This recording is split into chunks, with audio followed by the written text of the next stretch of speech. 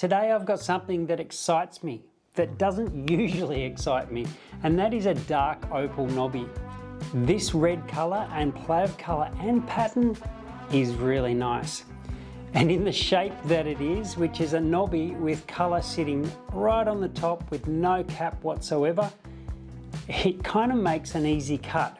But when I do put the gem torch into that colour bar, I see some shadows in there that I'm not sure about.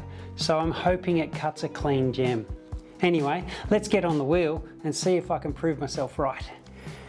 Because this piece is already almost shaped like a perfect gem, I really need to just take it in to where all the inclusions are out, pretty much. And when I shine the torch in there, I see that there is some dips and pits in the face that go right down on one side where the colour bar kind of disappears. So I need to be really careful on this side that I don't stuff up and make it smaller than it should be. Alrighty, let's get the wheel going and some water. I'm just going to take it around the edges like I normally do.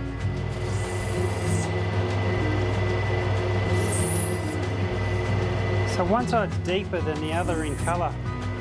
With the colour bar, you can see that colour side is really high and that is really short. So that's where I have to be super careful.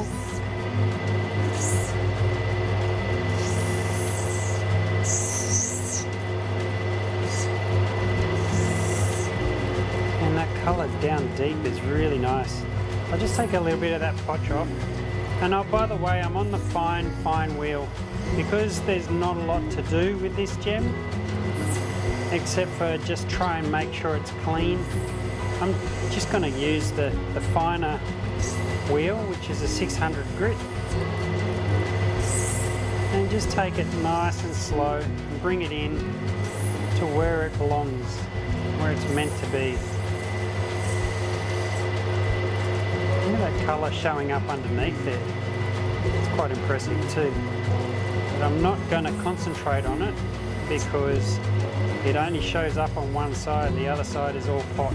So really, realistically, there's not going to be a clean gem from it.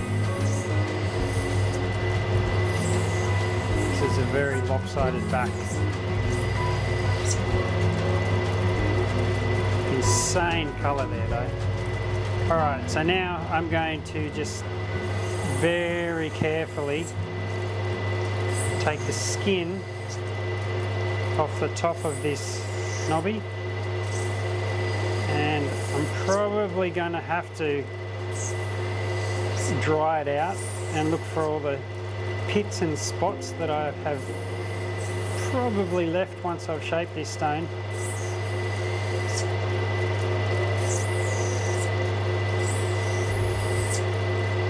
Oh, that pattern and colour. I love this type of colour.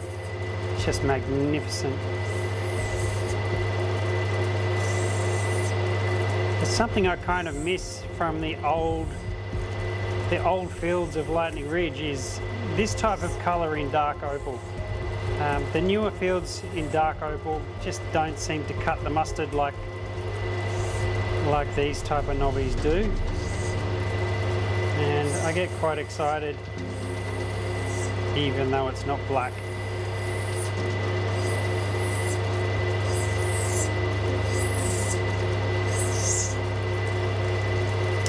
It's magnificent. A little bit of a dark patch there as well. It's quite exciting. Let's have a close look. See, there's one little sand spot still there, and that's on the skinny side, which is a little bit concerning.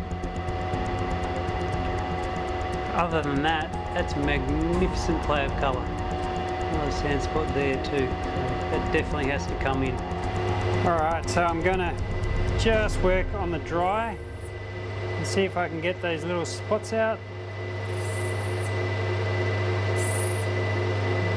Ever so slightly. And this one here, because they really need to come out. So there's one little dot left, right there. And it's out. All right. Oh, a little spot there too, just on the end. That will come out pretty much when I shape the stone anyway. Okay, I think we're ready to put it on the dopstick.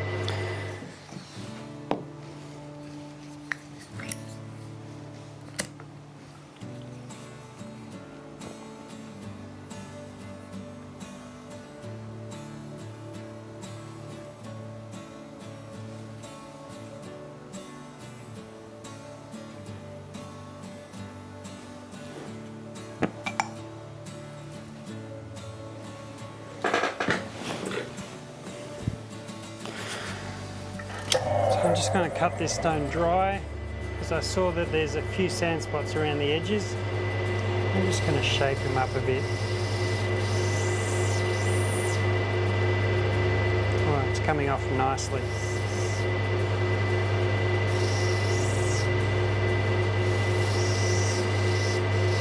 Alright, now we can add water.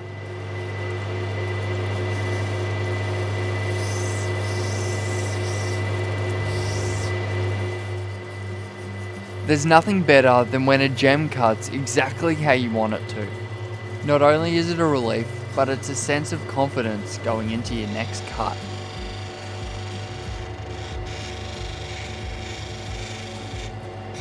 But the most rewarding part by far is when you rub that cerium oxide off the top of the stone and reveal the beautiful colours underneath.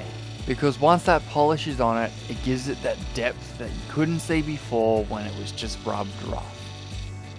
And in that moment, from sourcing the stone to cutting and polishing it, it all pays off.